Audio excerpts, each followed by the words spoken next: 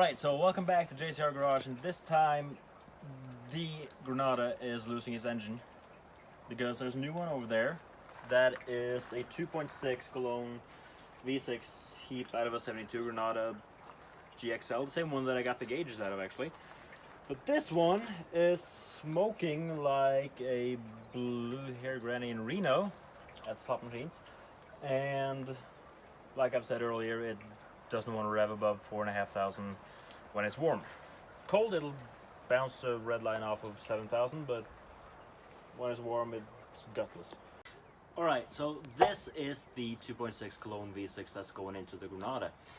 This thing has been sitting for probably just as long as the Granada did in the first place, and considering the fact that I replaced the valve cover gaskets and valve stem seals in that 2.3 just 2 or 3 weeks ago, those are still brand new basically, so those are going to end up in this engine. And I know that this one turns freely because that's the first thing I checked when I picked it up. Now if it doesn't turn over, well, bummer, I don't have an engine, but this one was free, so it's not really a big loss. Now this thing has mostly all of its components bolted to it. The alternator is gone, but that's actually in that car right now because it broke last week. Fan is missing, fuel pump is still on the engine, the exhaust manifolds are here, carburetor's missing, but that's the same one that's on the 2.3, and as well as, well, distributor's kind of locked with the rotor, but that doesn't matter because I have one in that one. The 2.3 is 108 horsepower from the factory. Now this one, that one, I think have lost pretty much 50% of those, so it's 54 horsepower, but well, that kind of tells because it runs like dog shit. These ones from the factory had 125, which would be almost 20 horsepower increase. I don't see how that's going to make much of a difference if that engine was tip-top and this one just as well, but with that one being as crappy as it is, this one being hopefully a lot better, I think it will be a noticeable difference in performance. Now, I have said that the Granada is going to get a 302 into it, but the process of getting that done, although now the snow has melted away good enough that I can actually pull the parts car from the lineup over there and get engine mounts mocked up, but that's not going to happen for at least a month before I can actually get the engine block out of the scrap heap it's in, because there's a lot more snow up there. And on top of doing all that, there's a random cat walking into the garage. On top of that, I have to get a transmission. Now, I have been saying I want a top loader 4-speed. I have one sitting over there, but that is not mine. It's my dad's, and it's going into his 66 Falcon. And also, he has a 3-speed manual, regular Mustang 3-speed on the column transmission in his car right now, but it has gotten the Hurst floor shifter in it. So that car still has, well, its floor shifter, and that will fit into the Granada, so I might get a 3-speed instead with a 302. But that is all to come later, because now it's going to be 2.6 until this either blows up or I can get the 302 in. And on top of that, the Turbotank is over here getting wheels test fitted. Those are actually pretty damn big. Those are 17s, 10 inches wide. The back spacing is ET12, and they're actually off of a Volkswagen Caravelle transporter big van thingy. You can see this is one of the other ones, widened from the center. Basically the original wheel was about here, and this whole thing's been added on top of it. And putting this onto the 940 front axle, it means this part sits inside the shock absorber. So it's either going to need an angle grinder to the shock absorber or spacers. I think we'll go with spacers. And on this Volvo, in addition to the wheels, we are actually thinking of I think I actually managed. I think I've actually mentioned this before. We are thinking of maybe putting a stack up from the turbo straight up through the hood. That you can see down there on the factory downpipe that it runs back then straight down. I'm thinking if we flip that up, it will come up somewhere around here, straight up through the hood, about here somewhere. If we make it long enough, it won't spray the windscreen in all the crap that comes out of an exhaust, and considering that it is a Volvo, that will be hot oil and unburned fuel.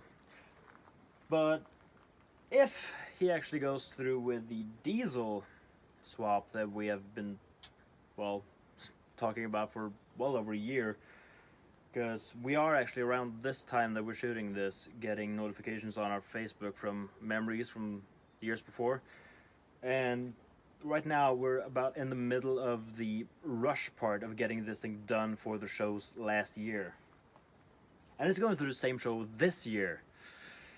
So we just landed straight back in the same deal we was in last year, except this time it's actually welding the rockers. But yeah, we're getting that pipe going straight up through the hood, maybe. And also, I think I've showed this before, the hood has, well, I know we wanted patina, but this is not the patina we wanted. You can see here it's just fine. It's rust and green and clear coated, but here you can really see the effect of the battery acid we poured on this hood to get it to rust in the first place. Because this thing sat outside for 3 months with rock salt and water and snow and ice on top of it. Well, I know snow and ice probably didn't help the rust thing, but even after the snow and ice went away, it still wouldn't rust. So Volvo should have one thing: their hoods don't really rust that good, unless they get help, like we did with battery acid. Because we poured battery acid on it, turned our backs for 2 minutes, came back, and the thing was brown. So if you ever want to rust up a Volvo, bare metal battery acid, that'll do it in no time flat. But you can see here that the battery acid kind of ate up the matte clear coat we put on top of it, and especially here it has eaten away all the clear coat. It's just bare metal rust. Also down here it's even gotten worse. I think it was around here, yeah, here. There's a tiny little hole forming there, a rust hole. That wasn't there a year ago. That is formed after the fact. And also, we were talking about this just 2 minutes ago off camera. We can't decide on a color for these wheels. Do we want them green like the small Stiglitz are? Do we want them rusted, like just get them to bare metal and douse them in battery acid? I'm not going to clear coat them this time because, well, that's a mistake. Or, I actually haven't run this by the owner yet, but gunmetal gray. Maybe flat gunmetal gray. Those are the colors that might actually work with the entirety of this car. It is, like I've said so many times, an army theme. That's why it's flat army green. It's rusted because, well, worn army, duh. And while the lights, I actually don't have an explanation for the lights, but the guy behind the camera does. Other than they are cool in their own way. And on top of that, it is getting, you can see the add-on bit down here. You also get the skirts to run along the rockers, and the add-on for the rear bumper, which is also going to come on and be painted black like the rest of them are. Which, well, we did drop this thing down on its rim. I can actually edit in a picture of that right here, because it got so low that the add-on on the front bumper was actually sitting on the gravel. So it wasn't a gap, it was in the gravel. You couldn't move the bumper. But yeah, that is what's gonna be going on with the Volvo in the future. Maybe not right now, maybe not in the coming months, but at least in the coming future. Now, I know that is a lot of info to take in a little time, and not really going to happen that quickly, so you're probably going to forget it by the time it happens. But that is going to happen sometime. On top of that, the friend of mine who owns this car, as well as being the one holding the camera right there right now, also owns that Audi. A4B5 Avant, which the wagons are called, with air ride. That one is a 1.9 turbo diesel, front wheel drive, and well, it's had a bit of a checkered story the past couple of years. It's been inside or under or through at least 2 mooses. Once there was actually 2 at... Yes, there was actually 2 at a time once. And on top of that, that ride height. Now, right now it's on airbags, but it used to be about that height static. And if you imagine that the roads around here, they are pretty much like this. Now, this is just gravel, but imagine this is asphalt and the road quality is like this. You would suspect that there would be a lack of oil pan after a while. Maybe a lack of 3 oil pans after a while. Which was the reason that it's now on airbags.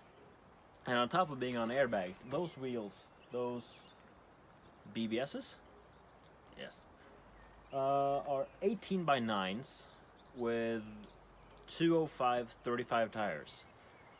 I think you can tell that stretching the tires on rims is kind of becoming a bit of a trend on these 2 green ones.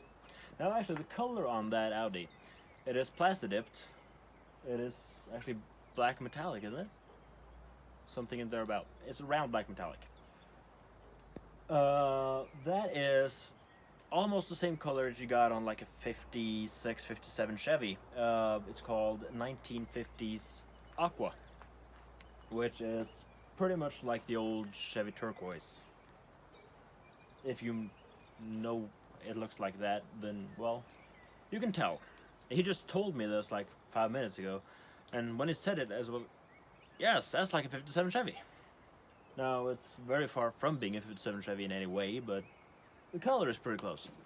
Now, and on the 2 closing notes that I feel I have to make. Number 1 is this. I know. It wasn't my decision. And number 2, I forgot to mention it when we were talking about the Granada, but you can probably see how dented and bad this hood looks. Now, when I got it, it was pressed down and was pretty much just a pool. This, although not being very glossy or shiny, when the sun hits it, it has so many dents that it channels like 15,000 sun rays straight into my eyes, which is not pleasant. So, if you remember from early videos, I have the L88 Corvette hood scoop on one of these hoods. I spray painted that one satin black earlier today, and tomorrow this hood's coming off, the engine's coming out, 2.6 is coming in, and then a satin black L88 hood scoop will be on this thing by Monday, and today is Thursday. So, on that closing note, I just got very wet. I say thank you very much for watching. Take care. I'll see you later in the next video. Also, like, comment, and subscribe. And go check out the owner of those two's channel. The link is down in the description. Also, his Instagram. I've shown it before in the door of the 940. That is also in the description. Like I said, take care. Thank you very much for watching. Goodbye.